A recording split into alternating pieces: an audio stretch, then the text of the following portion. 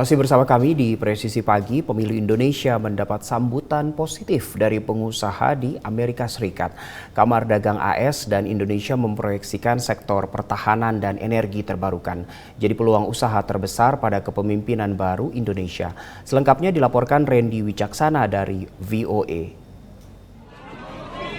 Pemilu Indonesia yang akhirnya berlangsung satu putaran mendapatkan respon positif dari dunia usaha, baik di Amerika maupun dari dalam negeri.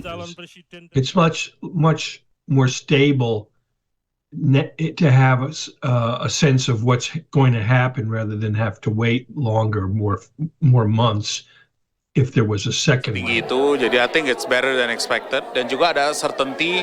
Bukan dua ronde, tapi satu ronde. Jadi itu mempercepat aktivitas bisnis sekarang dari dunia usaha. Kamar Dagang Amerika Indonesia sebut pemilu dan kepemimpinan baru Indonesia tidak akan banyak pengaruhi perdagangan dan investasi Amerika ke Indonesia. So, for instance, a lot of American businessmen, the one I talk to, are importing products from Indonesia, coffee, and their experience over many years is it's whoever the president is, they still get their coffee. Latar belakang Prabowo Subianto di bidang militer dan pertahanan dan pendidikan militernya di AS diproyeksikan Kamar Dagang Amerika Indonesia meningkatkan peluang transaksi peralatan militer dengan AS. I think American companies that are in defense sales might think there's a good chance that a U.S. trained person like Prabowo could have more affinity for U.S. defense equipment. 2023 lalu, Prabowo golkan transaksi pembelian 24 jet tempur F-15EX buatan Boeing. Hal ini dipandang analis sekaligus menguatkan presensi AS di kawasan Indo-Pasifik di tengah kuatnya pengaruh Tiongkok. Pada kepemimpinan baru Indonesia, pakar memandang ibu kota Nusantara masih akan menjadi fokus pemerintah Indonesia. Sementara Kamar Dagang Indonesia sebut mobil listrik pada saat ini jadi peluang investasi yang besar untuk Indonesia, khususnya untuk pembangunan ekosistem IKN yang lebih hijau. Kepala Kamar Dagang Indonesia sebut antusiasme pengusaha dalam negeri untuk berinvestasi di IKN cukup tinggi. Paling penting investasi dalam negeri. Jadi kalau misalnya pengusaha-pengusaha Indonesia investasi ke IKN, baru kita tawarkan ke luar negeri. Dan sekarang antusiasmenya cukup baik, saya rasa. Banyak pembangunan dulu, real estate. Dari sisi real estate, habis itu nanti pembangunan supporting industry, services. Ya services seperti apa ya, tempat makan, rumah sakit, sekolah, dan itu saya rasa 3 tahun ke depan akan dibangun. Mobil listrik alias EV diproyeksikan jadi peluang investasi besar di pasar Indonesia yang memiliki populasi terbesar keempat dunia. Tiongkok yang tengah merajai produksi mobil listrik baru-baru ini mulai gencar memperluas pasarnya ke Asia Tenggara. Dan Indonesia sendiri sudah sangat jelas, ini maybe the last big market yang belum besar EV penetration-nya.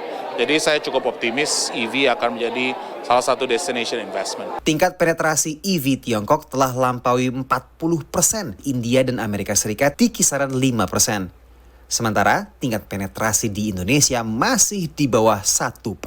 Dari New York, Randy Wicaksana, VOA. Informasi seputar jajaran Polres dan Polsek giat lakukan patroli pengecekan SPBU jelang Lebaran. Kami rangkum bersama 2 informasi kriminal dalam Kilas Presisi Pagi edisi Senin 1 April 2024. Informasi ini sekaligus menutup jumpa kita di Presisi Pagi hari ini. Saksikan terus tayangan Polri TV melalui website tvradio.polri.go.id dan YouTube TV Radio Polri serta channel siaran digital terestrial 34 UHF. Saya Dadi Salam Pesi. Terima kasih atas perhatian Anda. Selamat pagi dan salam presisi.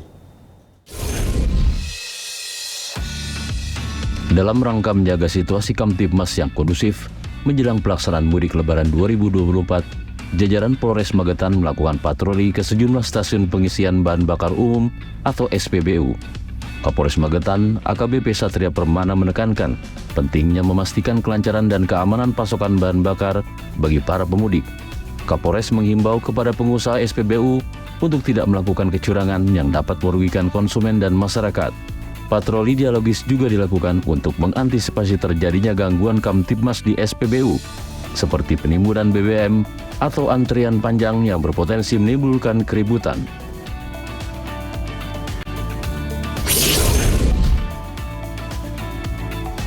Dalam rangka antisipasi praktek curang penjualan BBM di wilayah Mojokerto, Polsek Delanggu bersama Koramil Delanggu melaksanakan patroli gabungan ke SPBU yang berada di Jalan Raya Pekingan, Desa Sumbersono, dan SPBU di Jalan Raya Badung, Desa Kedung Lengkong, Kecamatan Delanggu, Mojokerto, Jawa Timur. Patroli gabungan juga memberi